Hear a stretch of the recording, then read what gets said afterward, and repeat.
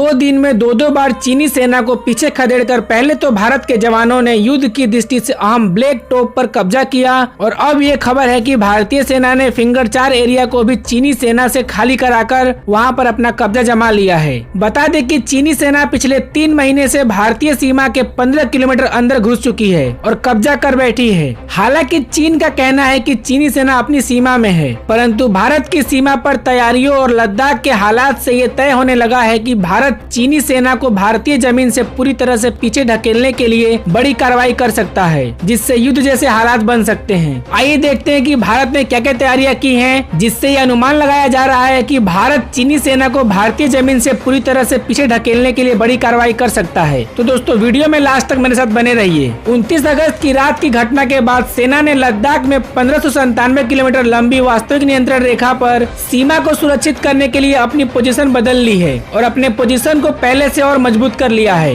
भारतीय सेना ने अब लद्दाख के संवेदनशील इलाकों में चीनी सेना को खाली कराने के लिए एक सुरक्षित अलर्ट मोड में है। भारतीय सेनाओं का स्थान परिवर्तन चीनी आक्रमण को ध्यान में रखने और यह सुनिश्चित करने के लिए किया गया है कि सभी पोस्ट का बचाव किया जाए। भारतीय सेना ने चीन का मुकाबला करने के लिए विशेष फ्रंटियर फोर्स जैसे अतिरिक्त विशेष बलों को तैनात किया है। स्पेशल फ्रंटियर फोर्स ने ही चीनी सेना को हटाकर ब्लैक टॉप पर कब्जा करने में मुख्य भूमिका निभाई थी। इसके अलावा भारतीय सेना ने डेमसांग के मैदान में एक युद्ध समूह जिसमें बख्तरबंद गाड़ियां और अन्य मशीनकृत हथियार शामिल हैं, उसे तैनात किया है। पेंगोंग लेक के दक्षिणी हिस्से को चीनी सेना से खाली कराने के बाद अब उत्तरी इलाके में भी चीनी सेना की घेराबंदी शुरू कर ऊंची पहाड़ियों पर सेना की विशेष टुकड़ियों को तैनात किया गया है, जो किसी भी हालात का मुकाबला करने के लिए तैयार हैं। भारत ने फिंगर 4 का एरिया खाली करा दिया है, लेकिन निचले इलाके से ही चीनी सेना हटी थी और चोटियों पर अब भी डटी हुई है। इसी प्रकार फिंगर 8 तक के करीब 5-6 किलोमीटर तक के क्षेत्र में चीनी सेना ऊंचाई पर जगह जगह मौजूद है। इसीलिए इस इलाके को कवर करते हुए भारतीय सेना ने अपने इलाके में जबरदस्त रणनीतिक तैयारी कर ली है, जिससे चीन को यह स्थान भी खाली करने के लिए विवश होना पड़ेगा। इसके अलावा ड्रैगन के रग रग से वाकिफ भारत ने अब तक LAC से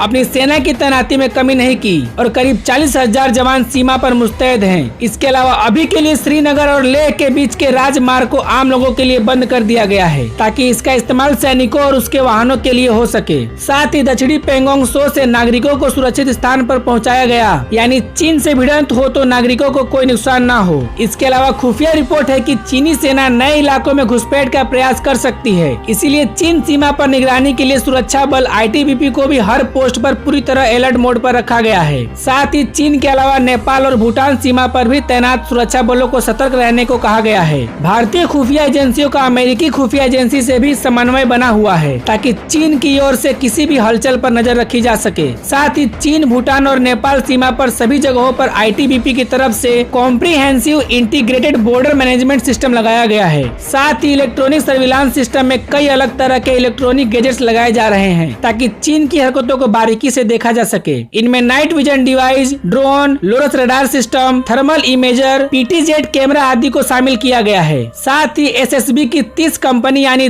3000 जवानों को भारत नेपाल सीमा पर भेजा जा चुका है। दोस्तों इन सभी तैयारियों से ये तय है कि भारत आने वाले कुछ दिनों में चीन को अपने जमीन से पीछे हटा देगा और साथ ही चीन अगर कुछ भी शैतानी करता है तो इन तैयारियों के बल पर भारत चीन को हर मोर्चे पर घेर कर मात दे सकता है। अभी तो इससे जुड़ी इतनी ही खबर है, जैसे ही और कोई न्यूज आएगी मैं आपको वीडियो बनाकर बता दूंगा। तो दोस्तों रोजाना फाइनेंस, फॉरेन पॉलिसी और डिफेंस से जुड़ी खबर देखने के लिए प्लीज हमारे चैनल को सब्सक्राइब करिए। जय हिंद।